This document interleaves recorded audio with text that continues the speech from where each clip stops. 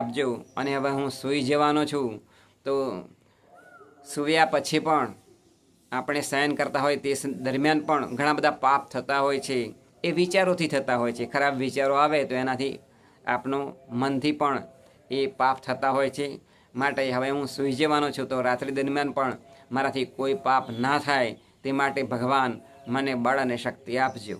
આમ ભગવાનને નિત્ય પ્રાર્થના કરવાથી, એ પ્રાયશ્ચિત કરવાથી પાપોની અંદરથી મુક્તિ મળે છે.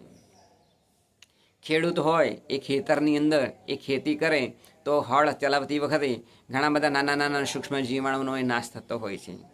આમ ઘણા બધું નાશ અને પાપ એ કોઈપણ વ્યક્તિથી એ થતું હોય છે. માટે એના પ્રાયશ્ચિત રૂપે રોજ પથારીની અંદર બેઠી અને સૂતી વખતે એ ભગવાનને એ પ્રાયશ્ચિત રૂપે પ્રાર્થના કરવામાં આવે તો એની અંદરથી